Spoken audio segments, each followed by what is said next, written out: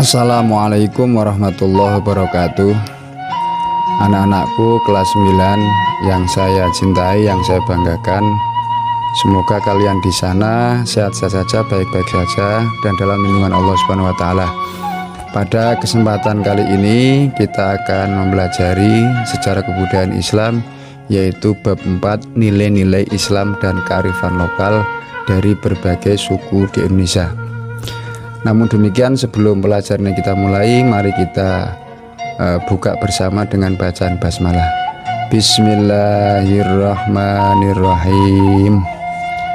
Baiklah, kita mulai saja pelajarannya. Nilai-nilai Islam dan kearifan lokal dari berbagai suku di Indonesia. Pada bab ini kalian harus mencapai atau menguasai kompetensi dasar. Yang pertama adalah 1.4, itu menghayati nilai-nilai Islam dan kearifan lokal dari berbagai suku di Indonesia.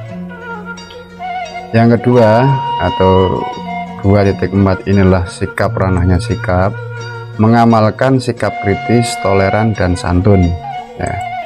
Kemudian di ranah pengetahuan adalah menganalisis nilai-nilai Islam dan kearifan lokal dari berbagai suku di Indonesia. Yang keempat atau di ranah keterampilannya adalah kalian mampu mengklasifikasikan nilai-nilai Islam dan kearifan lokal sebagai suku di Indonesia. Amatilah gambar di bawah ini. Nah, ini tulisan kearifan lokal memperkokoh karakter bangsa. Kemudian ini adalah kira-kira gambar apa? Ini adalah gambar orang tahlilan. Kemudian ini adalah upacara grebek maulid. Kemudian ini adalah acara nyadran. Kemudian ini adalah maulid simtuduror. Dan yang inilah tingkeban. Kira-kira apa yang ada dalam pikiran kalian? Buka cakrawalamu. Islam adalah agama rahmatal alamin yang berisi aturan dan tata nilai untuk segala manusia yang masih hidup di alam dunia agar terhindar dari kesesatan.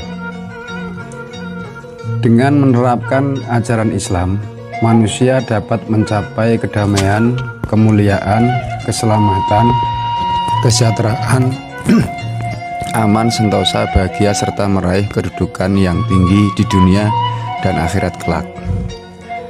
Hal tersebut disebabkan manusia mengemban amanah dari Allah Subhanahu wa Ta'ala sebagai abdillah, imaratul fil ard, amar atau imaratul fil ard, dan khalifatullah fil ard.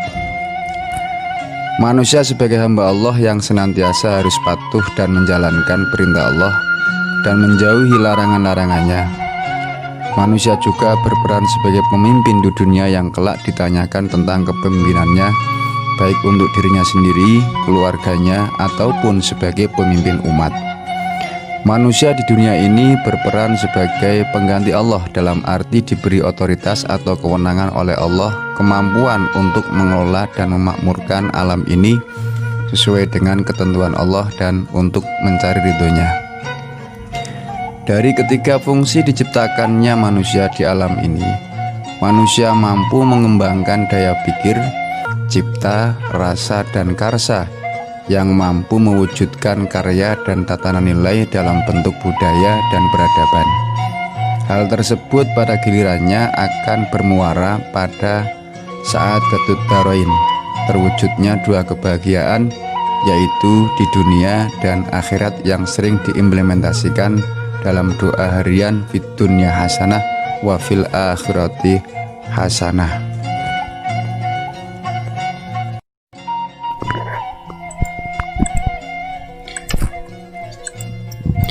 Implementasi nilai-nilai Islam di masyarakat, yaitu sebagai pedoman dasar, Islam mengatur seluruh sisi kehidupan manusia tanpa dibatasi tempat dan zaman.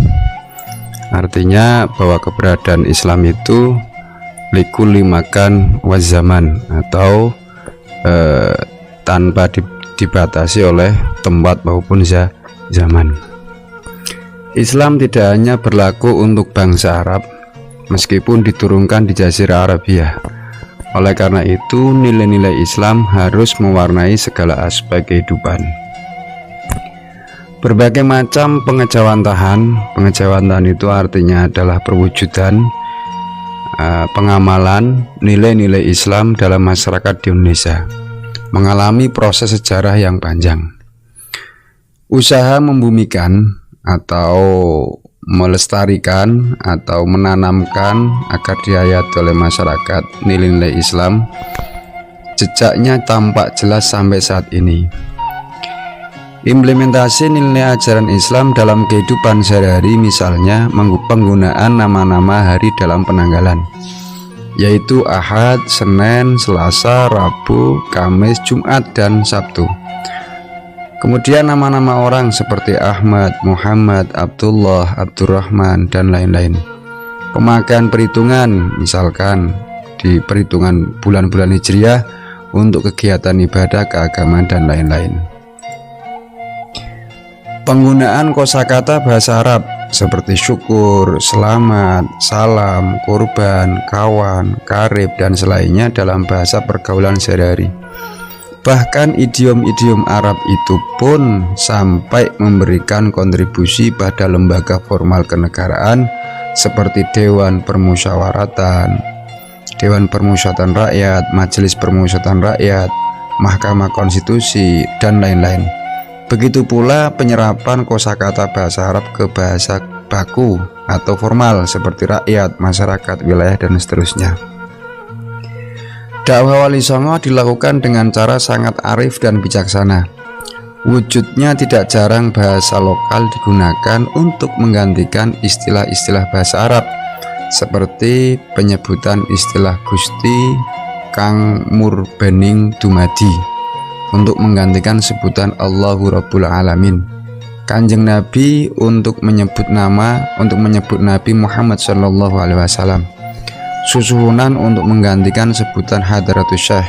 Kiai untuk menyebut Al-Alim, guru untuk menyebut Al-Ustadz, dan murid untuk Salik. Semua itu dilakukan dengan tujuan kemaslahatan masyarakat secara umum. Kearifan lokal dari berbagai suku di Indonesia. Coba kalian amati ya, kearifan lokal yang ada di sekitar kalian. Tentu banyak sekali kearifan-kearifan lokal itu. Di antaranya adalah misalkan tahlilan, kemudian pengajian, suronan, sunatan atau hitanan, cucurak, rokat, tasik, grebek maulid, bali maukase, nyadran, sekaten, rokat, tingkeban, likuran, lebaran ketupat, peringatan hari besar Islam, tembuni, takbiran, ya, dan sebagainya. Yang semua yang ada di Indonesia ini ya termasuk dari kearifan lokal, di mana kita sebagai umat Islam di Indonesia itu ya perlu melestarikan itu, karena memang ada nilai-nilai kebaikan di situ kan, seperti itu. Kearifan lokal dari berbagai suku Indonesia. Nanti kita akan membahas tentang bagaimana kearifan lokal yang ada di Jawa atau suku Jawa, bagaimana kearifan lokal yang ada di suku Madura, bagaimana kearifan lokal yang ada di suku Melayu, suku Bugis, dan sebagainya. Namun demikian, itu adalah pembahasan nanti atau di pertemuan yang akan datang. Demikian yang Bapak bisa sampaikan. Nanti untuk kearifan lokal dari berbagai suku Indonesia kita bahas pada pertemuan berikutnya. Adapun untuk tugas bisa nanti Bapak berikan pada ruang yang berbeda, baik melalui WA Group maupun Google Classroom. Sebelum itu kita tutup dulu dengan bacaan hamdalah. Alhamdulillahirabbil alamin. Demikian yang dapat Bapak sampaikan, kurang lebihnya mohon maaf. Al-kalam. Assalamualaikum warahmatullahi wabarakatuh.